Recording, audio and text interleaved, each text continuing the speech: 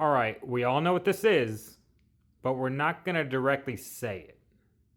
Hey guys, what's going on? RetroGamer here, and welcome back to another video. And today what I want to do is talk about this little GBA card right here. So this Game Boy Advance card is very interesting, and some questions that might come to mind is, why is it so cheap? Does it actually work? And is it any good? And I'm going to answer those questions for you. So yes, it does work, but it's not nearly as good as something like Easy Flash, and it's not nearly as plug and play as some of the other cards that you see on the market.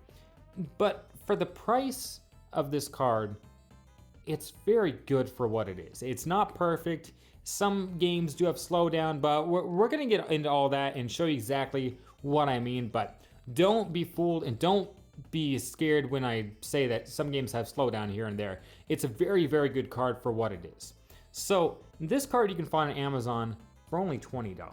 And that is far cheaper than a lot of the other things you see on the market. Something like Easy Flash is gonna run you like $50, $60, and it's gonna take like 2 weeks to ship from Amazon. I'm like, no, I don't wanna wait 2 weeks and spend all that money. I used to have one a long while ago, and then I gave it away, and I've been really wanting a Flash card again. I saw this, I'm like, if it don't work, I'm only out $20. So I got the card, I've been trying it out, and it's surprisingly good for what it is. So you see the card here, it has the area where it'll save the games, battery. Then up top, it'll have the SD slot. So the SD card slot is interesting because this only accepts a maximum of 2 gigabytes. It can only have a 2 gigabyte low speed SD card. This is the only way the card will work. So that's something you have to be mindful of. 2 gigabytes max, and it'll work. Now, 2 gigabytes doesn't sound like a lot in today's standards, but we're talking about Game Boy Advance games here. If you want to play your Game Boy Advance backups and stuff like that, we're just gonna leave it at that. It's more than enough. You can fit probably 150 games on here with just a 2 gigabyte SD card. You're getting loads of fun for just a small card and $20. Between this and the SD card, we're looking at like 25 bucks. It is very, very good for what it is. But talking more about the card, yes, it does have some slowdown. If you see from Super Mario World, it has some slowdown here and there, which is really weird. And when I played Mario Kart, it did have some slowdown there. But the majority of the games that I've played have no slowdown at all.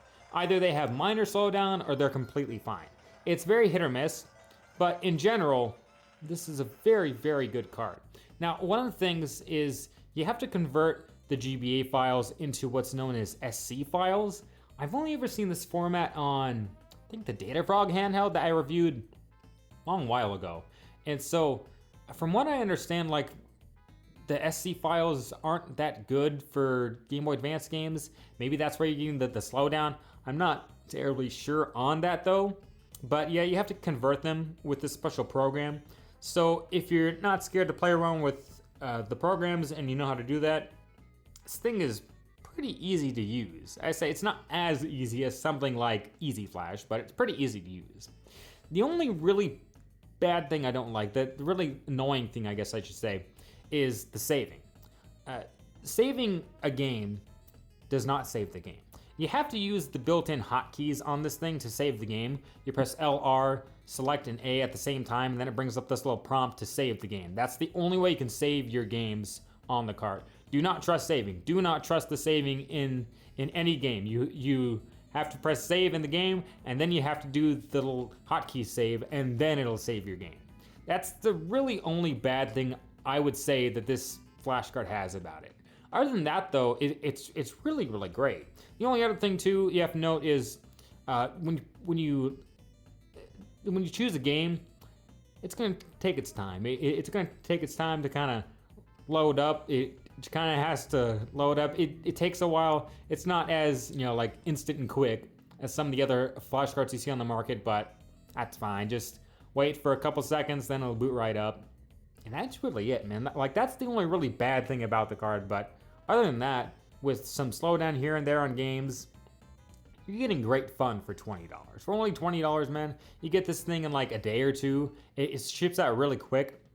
It's really, really great fun. I love this flash card. This flash card has really treated me well. I've had it for a couple days now I've been playing around with it. I'm like, this is a really good card for only $20. Like, this is probably the best and cheapest way, well, not best, hold on. Not best. This is the cheapest way to play GBA games on original hardware. Not the best, I'm sorry. I had to be more like Easy Flash or something, but this is a really, really good option and probably the cheapest way to play on original hardware. I would recommend this thing. I really, really would. If you want to get some of these things, like the SD card and whatnot, to get the exact one that I have here, everything will be linked in the description. And I hope you have fun playing on your Game Boy Advance with this little flash card here. So guys, thanks for watching, and I'll see you guys back here with another video. See you guys then.